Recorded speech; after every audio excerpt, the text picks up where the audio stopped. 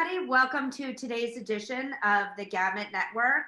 I love that we have brothers on the show today. I actually think you guys are the first brothers that we've had on the show. So congratulations for that.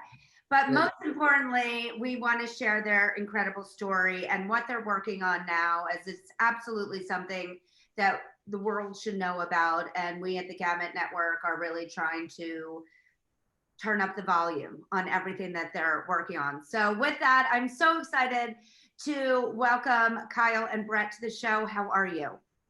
Doing good, doing good. How are you? Excellent. Excited to dive in. So Kyle, I'm going to start with you.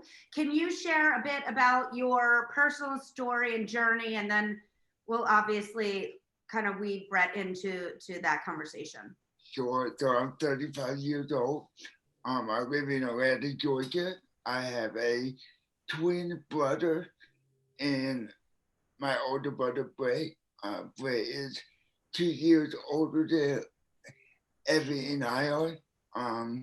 And I have cerebral palsy with spastic quadriplegia. So it affects all four of my limbs, and I go through a whole bunch of spasms. It directs you throughout the day, but that doesn't stop me from living my best life and living it to the best of my ability. Growing up was amazing. We had very supportive parents who never took no for an answer. So whatever my brother did, I did as well. I might have been modified a little slightly, but I participated in all the sports, all the school activities, all the family vacations that we went on. So it was amazing. And then I went to college at Kennesaw State University, which is about 20 minutes north of Atlanta. Mm-hmm. I majored in sports management. So I'm a big, big sports fan. Sports is my life, and that's what I'm most passionate about. And then, yeah, I work part time with the foundation, and I manage all my caregivers that take care of me. So I have a great time. And it's yeah, it's very interesting, but I wouldn't have it any other way. I love that. And I want to kind of dig in a little bit more, Brett, from your perspective of being the sibling up, because I know in my own family, my son Oliver is in the middle, the one that has muscular dystrophy. I have an older daughter and a younger son. And I definitely am eagle eye a bit with them, because sometimes it's really challenging to be the sibling of, because Oliver naturally takes up a lot of our time and energy. Tell us a little bit about growing up. I know how close a relationship your family has. Was it just a natural integration for you, or were there ups and downs? Well, I think everybody reacts to, tragic events differently. And, we don't often, or we certainly try not to characterize, Kyle's situation as tragic, but the initial reaction for all of us was in one way or the other, for my parents, for myself, and eventually when old enough, for Kyle's twin brother. And so I think we all just reacted to it differently. My natural reaction, as my parents have often described it, was to become and to be a caretaker to Kyle. So I consider myself incredibly fortunate that was just the mental state for me, and how I reacted. I think now, having grown up and matured a little bit, I recognize some of that was my own way of coping with it. If because it was hard for me, that I viewed it as a heartbreaking circumstance. But we really always had a shining example from our parents, as Kyle mentioned, that they were so inclusive of him in everything we did: skiing, backpacking, fishing, kayaking, baseball, basketball. I mean, you name it, whatever we did, Kyle was always included in that. It wasn't, well, we're going skiing this year for spring break, so let's leave Kyle at home and, not worry about that. There was never a question of if Kyle would go to college. It was just always a question of where he would go to college. So, there was always ups and downs, as there is with every family. Ours had a lot to do with Kyle. And I will add though that Kyle's twin Evan, he reacted to it differently as well. And he's a wonderful human being, and he's grown into a wonderful man. But he took it in a different way, because as being a twin with a brother with special needs and physical special needs, it's really hard when two twin babies are crying and one can't be put down to crawl and roll around.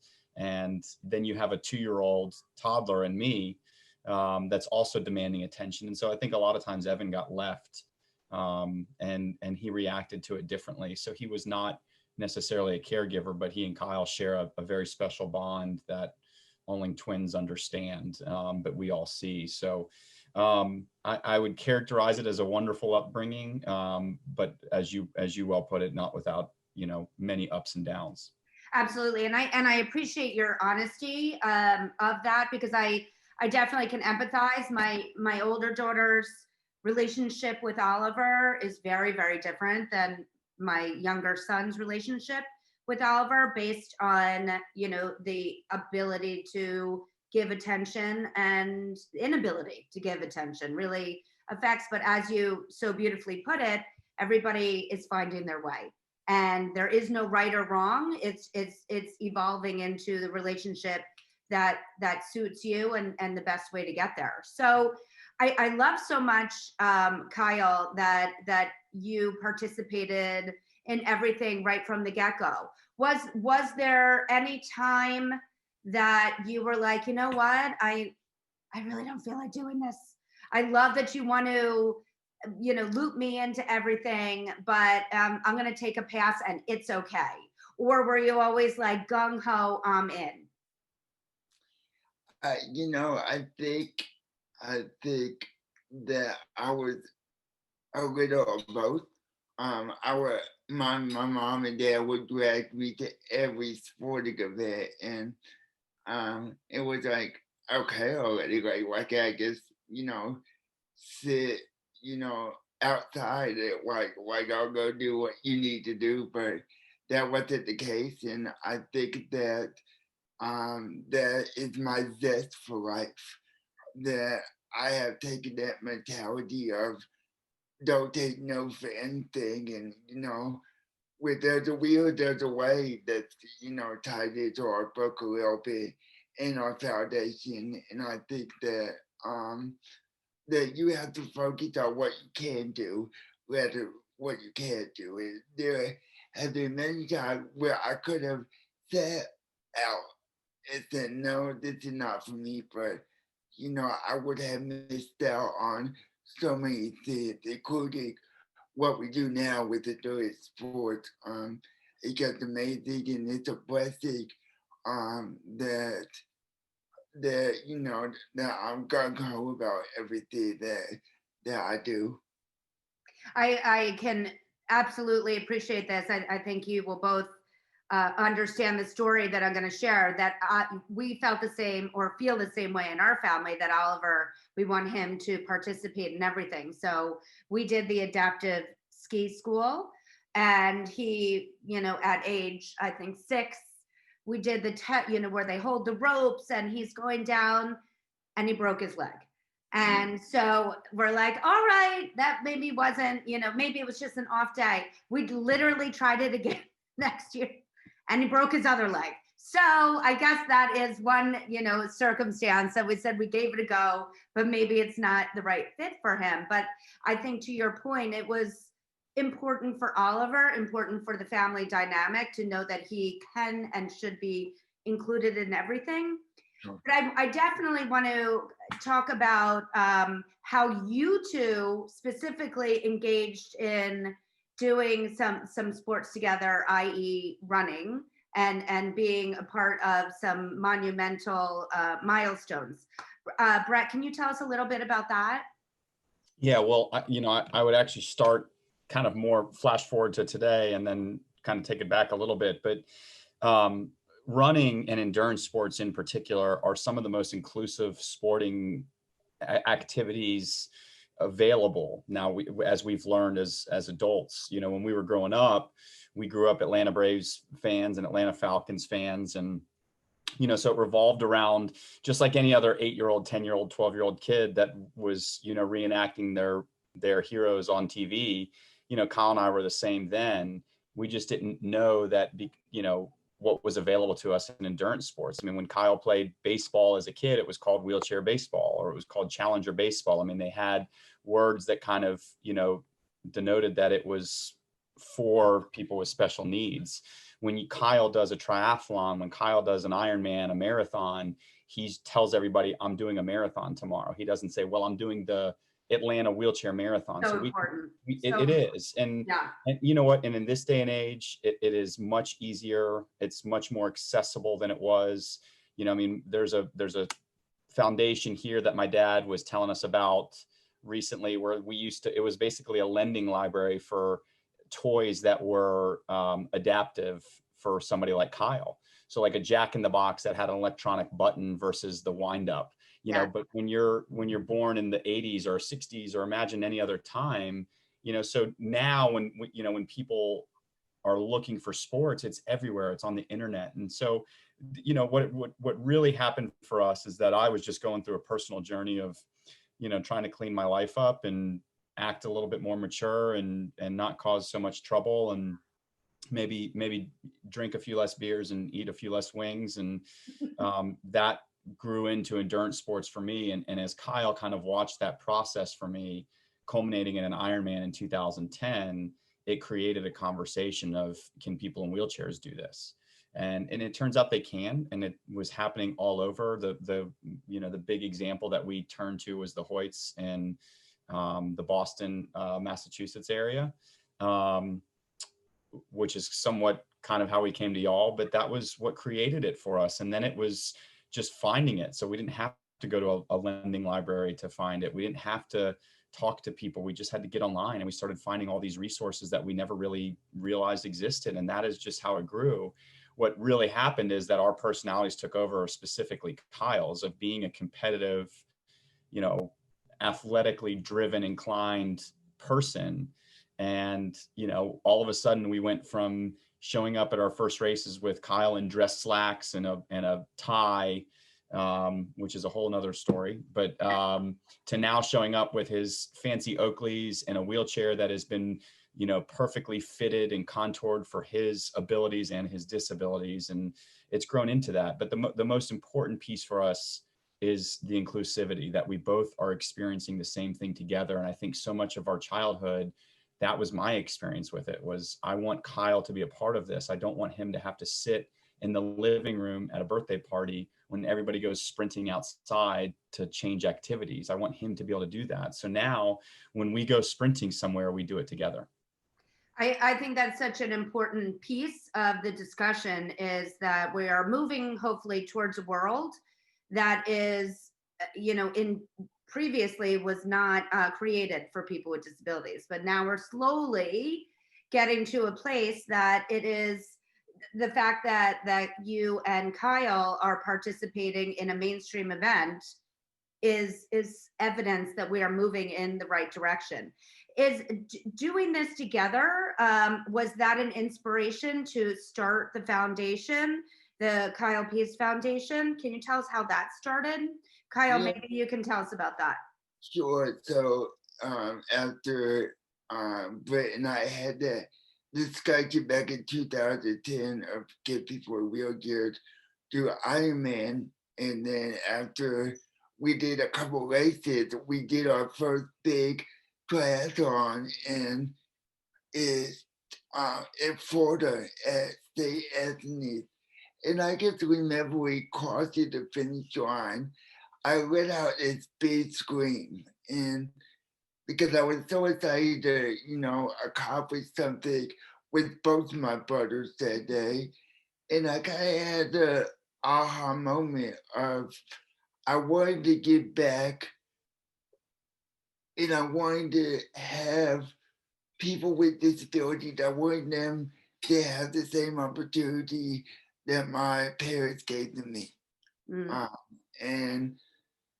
And so that's how the Kyle Pease Foundation was born in 2011, and we're coming up on our 10-year anniversary. Which, if you would have told me that 9 years ago, I would have said you're crazy. I am just so proud of what we have accomplished and the people that have come into our lives, and for them to experience their own finish line and see the possibilities of their lives is truly amazing, and it's so awesome to be a part of the foundation.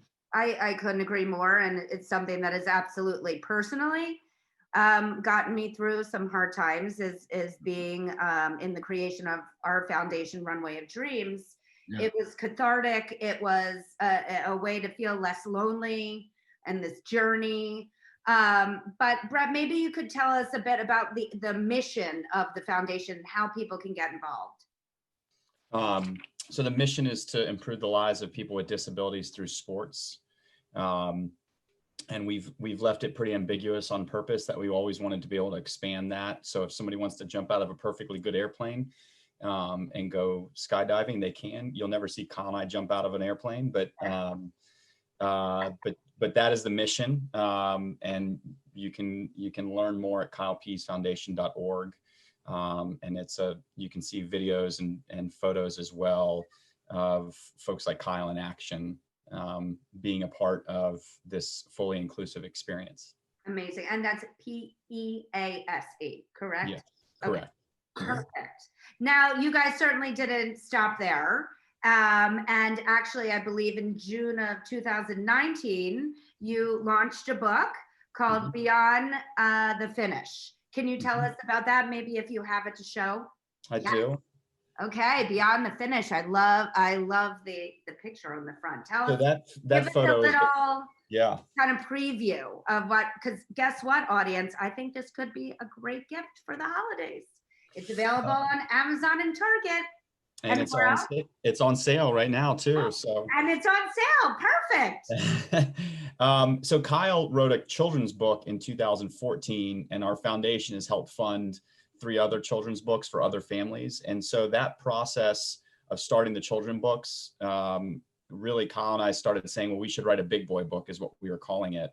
And we wanted it to culminate with the Ironman World Championships, which was a deeply personal race experience for both of us, that took us, the better part of 7 years to see through to the finish line. And so we started working on the book in 2016. So after our second children's book, and spent almost 3 years writing it, really kind of waiting on that final chapter, which was the Ironman World Championship. So that photo is a very special photo. It's of that finish line, which is in Kona, Hawaii, a beautiful place to race. And we're just both so proud of it. We were able to include our parents, our brother Evan, my wife even has a part of the book, and you just really get to see the full experience of this, of what it was like for my parents, what it was like for Evan, for my wife, of just being a part of this inclusive world, and the impact that it's having both on Kyle and I personally, and the greater community that we serve and that we're part of. So it's a wonderful book. 100% of the proceeds benefit the Kyle Pease Foundation. And actually we printed it in partnership with Buffalo Wild Wings, who helped ensure that 100% truly of every sale goes to the foundation, which is pretty cool. Fantastic. And how wonderful would it be if we got, Buffalo Wild Wings to include maybe you guys in some of the advertising, or to really, really be fully inclusive. But I think the book is so incredibly timely, obviously, in the kind of the heart of it, as the great percentage of even able-bodied people are not able to do an Ironman, a marathon, or anything even close to that. So in the time that we're living through in a pandemic, I think this is probably an amazing guide on, how to accomplish the, unimaginable. And I think I personally can't wait to read it. And I hope that everybody out there really purchases and supports and goes and finds out more information about the Kyle Pease Foundation, as well as the book Beyond the Finish. So before we go, I like to, there we go, thank you, ask all my guests one final question. And that's something that I believe fully in, whether that is something physical or you keep it in your head and in your heart. It is about the notion of manifesting or creating a vision board. I keep mine right here by my side at all times. As you can see, I'm not playing. I'm here with Ellen. I'm on a magazine cover with Oprah. I've got an actual talk show for people with disabilities. So, you know, we're going there. If we got to peek onto your vision board, Kyle, we'll start with you. What would we see?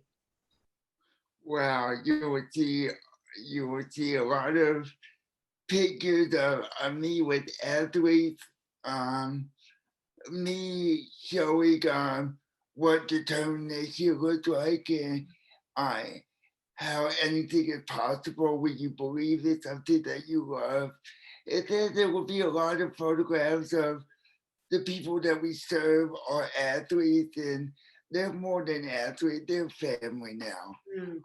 And then, but in the middle, it will be a big picture of my family, but front and center will be me and Brent crossing the finish line in Hawaii. Oh, I love it. Okay. And when could that possibly be? Well, we did that. Let's get a time frame around it. Yeah, we're going back, Kyle. Go ahead and put a time frame on it. There you go. Yeah. So I think we want to go back. We did it a couple of years ago.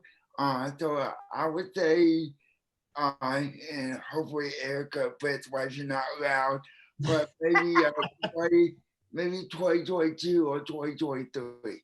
Amazing. And you know what? How about this? I would like to get my husband on board, and we'll plan a trip around it. And we can hopefully be there on the finish line cheering you on. That would be amazing. Yes, that's what I'm going to do. I'll add that to my board. It would be amazing. If you just Google Ironman Hawaii nighttime finish, that image is something that Kyle and I shared back and forth over several years, because we always knew no matter what, when we got there, it was going to be dark when we got to the finish line. Yeah. 40.6 miles of racing. And that image, you know, that was our vision board for several years of sharing that back and forth. I love it. And how about you, Brett? Well, Kyle missed one. I think I saw Ellen on your vision board. Yeah, we've reached out to Ellen a few times. So I know that might be on Kyle's vision board, probably him dancing with Ellen though. Okay, good. No, I think Hawaii would be on there. It was such an impactful experience. It made such a huge impact on our foundation, on both of us personally. It was an incredible journey. And I think as athletes, we both want to experience that again. I think as humans, we both want to improve on the experience that we had there. So I know that would be part of it. I keep the medal right behind me. You can see it right above my shoulder here. So it's always there as a reminder. And I have another one in front of me that says, be kind to those without recourse. And I think that would always be part of our vision board, because it's been such a huge part of my life of trying to give and care for Kyle and people like him, that I always want that to be part of our vision of bringing others along on this journey and helping them see, you know, what their possible is and what their finish line can look like. And hopefully it's as glorious and wonderful as the one that we experienced together. Fantastic. It was truly an honor to have you both on the show. I'm so grateful. Thank you for all that you do, and thank you for sharing it with the world. And, you know, selfishly, I can't wait for Hawaii 2022. So I thank you for allowing me to invite myself. Yes. Yeah, Gladly. Thank you for having me, Mindy. You're welcome. If you would like to be on the Gamut Network, please email us at talent@gamutmanagement.com to tell us why you'd be a great guest. Please also don't forget to subscribe to our YouTube channel at the Gamut Network, as well as follow us on social media at Gamut Management. Thank you both again. Thank you. Bye. Thank you. Bye.